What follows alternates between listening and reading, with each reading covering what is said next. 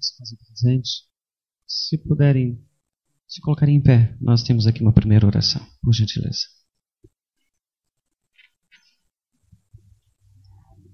Oremos. Querido Deus, é um dia de felicidades, é um dia alegre,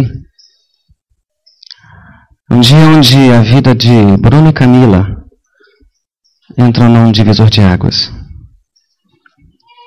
É um culto onde eles vêm aqui buscar a Tua presença, a Tua bênção. Aqui, desde já, nós estamos clamando, Pai, que se faça conosco, dirigindo e conduzindo cada momento deste culto. Nós oramos em nome de Jesus. Amém. Podemos assentar?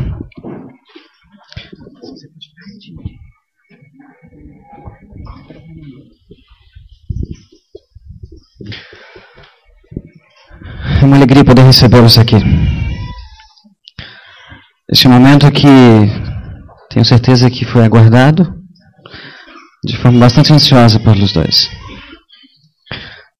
Estava agora falando aqui com a Camila, perguntando se ela estava um pouquinho nervosa. Só um pouquinho, não é, Camila? Não muito. Eu queria falar um pouquinho aqui a vocês. Peço desculpas aos amigos que nos ouvem nesta hora, mas eu quero dirigir de forma bem específica aqui aos noivos nesta hora. Afinal de contas, a história que está sendo construída é de vocês agora.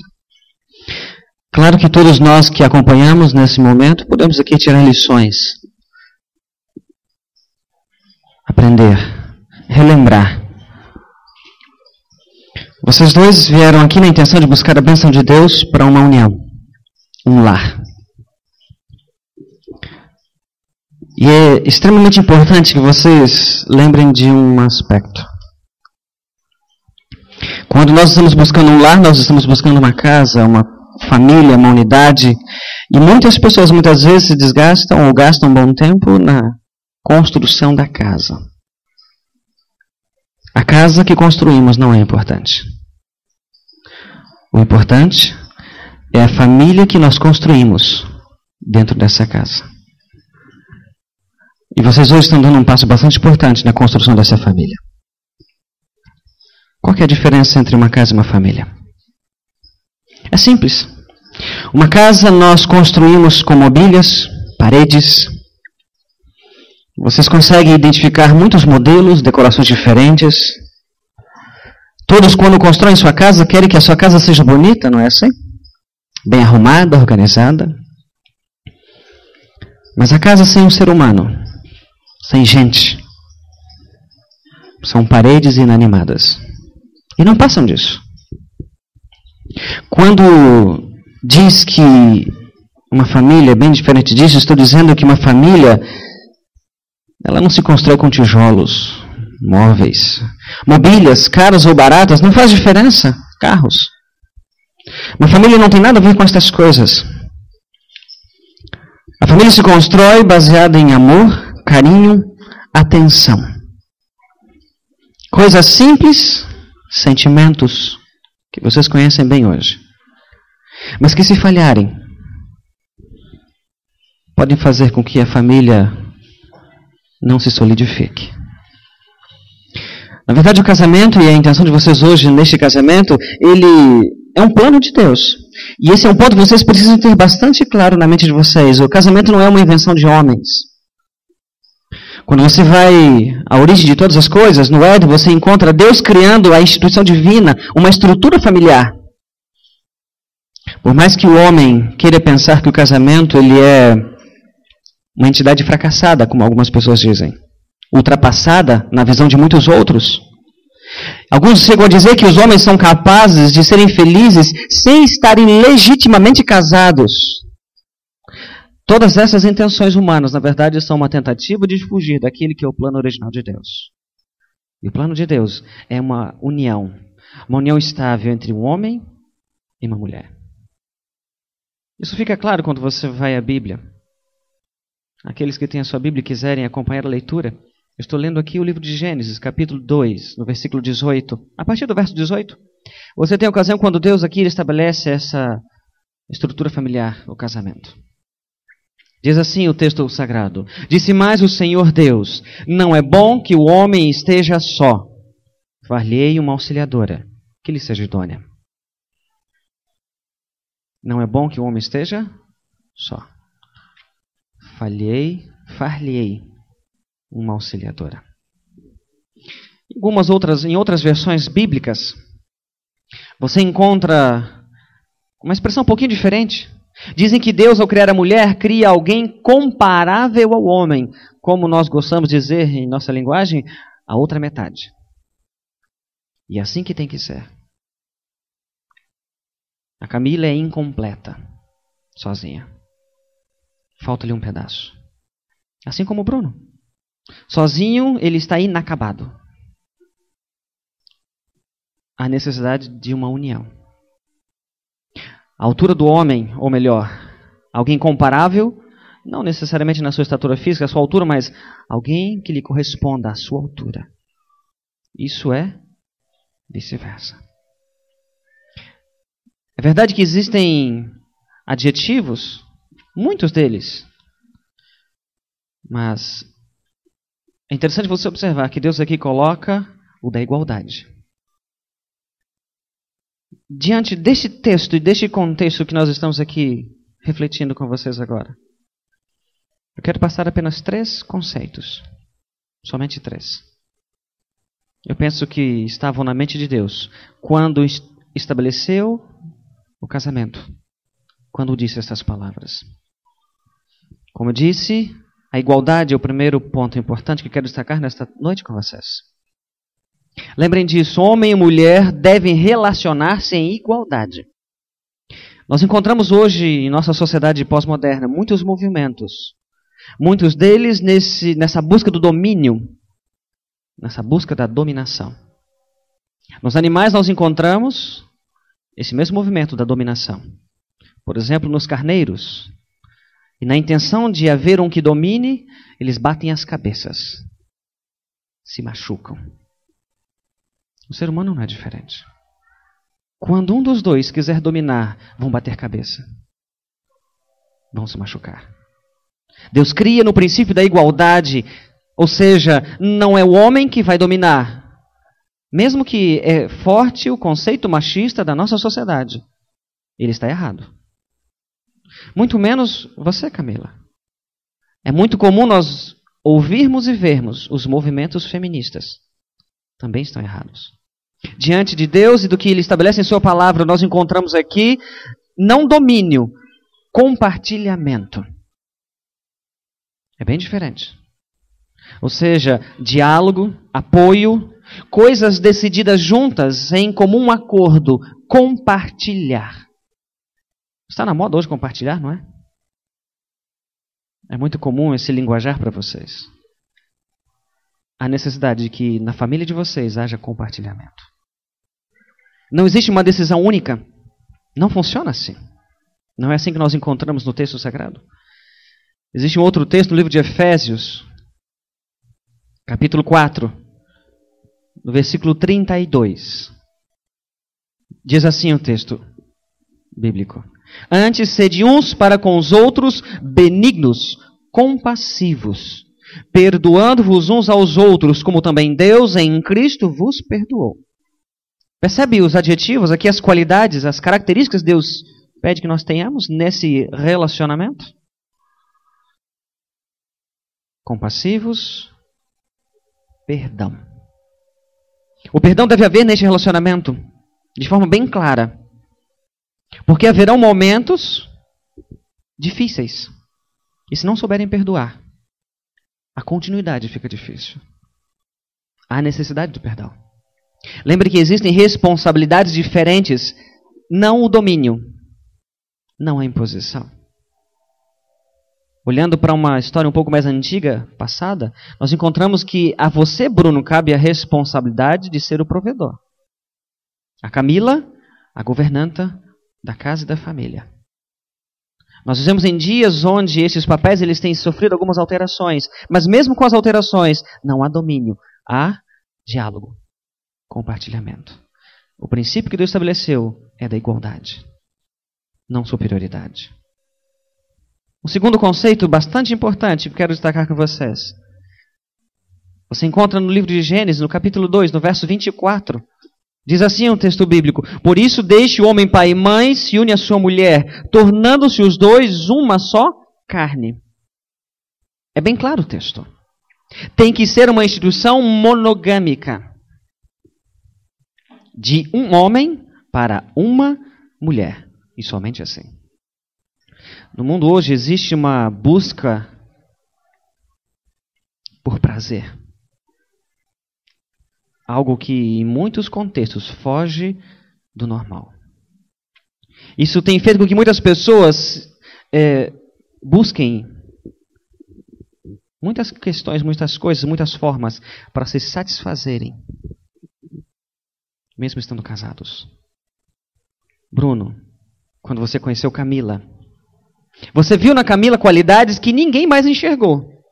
Pois bem, a partir deste momento, ela tem que ser a única pessoa que você vai olhar com olhos apaixonados. Ficou bem claro, não é? Camila não é diferente para você. É a mesma coisa. Ninguém pode entrar neste círculo. E aqui, uma dica extraordinária que você encontra no texto. Neste círculo não entra nem mesmo os seus pais. Não importa. Eles não entram. Nem seus familiares, nem a mãe, nem o tio. Ninguém. Esta união é entre vocês dois. Há apenas uma única pessoa que tem permissão e que vocês devem buscar se fazer presente no meio de vocês. É a presença de Deus. Nesse aspecto cristão, é uma união a três. Bruno, Camila e Cristo Jesus. Se você tinha que achar alguém atraente, e agora, Bruno, estou falando de forma sexual, para você escolher para o resto da sua vida, até o momento que você entrou nessa porta, você tinha a oportunidade de olhar para outra pessoa. Não mais. Não mais. A partir de hoje, a Camila é a única pessoa que você vai dedicar o seu carinho, o seu afeto, sua sexualidade. É o mesmo para você, Camila. Não é diferente. Qualquer coisa fora deste casamento é pecado e é abominável diante de Deus. Há um texto bastante interessante no livro de Cantares, o sábio Salomão, ele tem um recado, um pequeno recado, que vale a pena. Esse texto, Cantares, capítulo 6, no verso 3, é um texto interessante. Diz assim: Eu sou do meu amado, e o meu amado é meu. É bem claro o conselho de Deus por meio do sábio Salomão. Ou seja, aqui nesse livro nós encontramos muitas coisas bonitas com relação a esta relação de marido e mulher. E uma delas é a forma como ele diz: Eu sou do meu amado e ele é meu. Um relacionamento onde a presença de Deus está, não existe lugar para terceiros. Um relacionamento extraconjugal não é assim. Ainda aprendendo da sabedoria de Salomão. Provérbios, capítulo 5, versículo 15. Esse texto eu quero ler na linguagem de hoje. A Bíblia na linguagem de hoje diz assim: Seja fiel à sua mulher. É o que está escrito na Bíblia. E dê o seu amor somente a ela. O mesmo vale para Camila. É a mesma história. O terceiro e último conceito desta noite. Evangelho segundo São Mateus, capítulo 19, e o versículo 6. Evangelho segundo São Mateus, no capítulo 19, e o versículo 6. Nós encontramos o seguinte texto: De modo que já não são mais dois, porém uma só carne. Portanto, o que Deus ajuntou, não o separe o homem. Está dizendo de forma bem simples esse texto que o que vocês vieram aqui buscar, a bênção de Deus, ela é para a vida toda.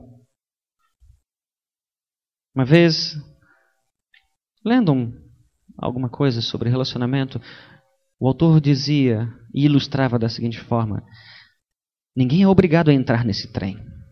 Mas uma vez que entre, ele não tem estação. Só ponto final. Não tem estação. Só o ponto final. É para a vida toda. É uma instituição eterna. Casamento não é uma experiência de 5, 7, 10 anos, como muitas pessoas querem hoje fazer.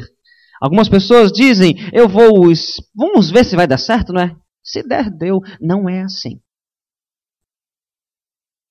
É para a vida toda. A gente não troca de marido, Camila, como se troca de roupa. O mesmo vale para você. Ou seja, como diz um ditado comum, bem simples, mas de fácil compreensão. Montou no burro, aguenta o trote. O casamento não é só um mar de rosas. Lembrem disso.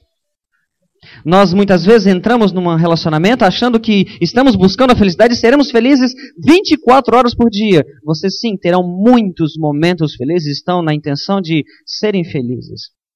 Mas lembrem que a rosa tem espinhos. Haverão os problemas. Eu falo por experiência, já estou casado há mais de 8 anos. Ou seja, muitas experiências vamos aprendendo, vamos acumulando. E quem sabe se eu pudesse começar o meu casamento com a mente que eu tenho hoje, mas não é assim. Existem algumas coisas, algumas dificuldades. Isso quer dizer que o casamento é uma escola. Mas o interessante é que esta é uma escola que vocês nunca vão se diplomar. Porque todos os dias vão aprendendo um com o outro, vão crescendo, amadurecendo. Haverão os problemas. Mas não é para desistir. Não é para, deixa eu voltar para minha casa. Não funciona assim. É para resolver os problemas, amadurecerem e crescerem. As diferenças que aparentemente não existiam, elas vão surgir. Tenha certeza, Camila. Existem coisas no Bruno que você ainda não conhece. Mesmo nesse tempo de namoro, você imagina que conhece muito do Bruno. Tem coisas que você ainda vai descobrir nele. Algumas coisas boas e algumas coisas não tão boas. Bruno é a mesma coisa. Isso não é desculpa para botar um fim. É um desafio para crescerem, amadurecerem e superarem. Lembram que vocês não precisam olhar o tamanho da crise, mas o tamanho do seu Deus. Esse relacionamento não é somente a dois olhando num prisma cristão. Vocês têm Deus à frente de vocês. O seu Deus é capaz de resolver todas as situações, mesmo as mais difíceis. Mesmo as mais difíceis. Mas lembrem, vocês precisam sair daqui com uma certeza. É para a vida toda. É para a vida toda. Eu quero deixar apenas mais um verso. Provérbios, capítulo 14, no versículo 1. Salomão, ele diz algo interessante. Diz assim o texto. Provérbios 14, versículo 1. A mulher sábia edifica sua casa, mas a insensata, com as suas próprias mãos, a destrói. Poderíamos fazer uma paráfrase aqui. O homem sábio também. Se houver disposição e vontade de buscarem a Deus e amadurecerem, com sabedoria os dois vão edificar, crescer. De fato serão felizes para a vida toda. É o que vocês precisam ter em mente. Por maiores que forem as dificuldades, as lutas, se estiverem unidos com Cristo, assim como estão unindo-se um ao outro, as bênçãos de Deus serão profícuas. E tenham certeza, serão muito felizes. Nenhum sucesso na vida compensa o fracasso de um lar. Uma família destruída. Vocês estão dando um passo importante. Serão felizes na medida em que estiverem unidos um ao outro e a Deus. Que Deus abençoe vocês. Que Deus os abençoe a todos.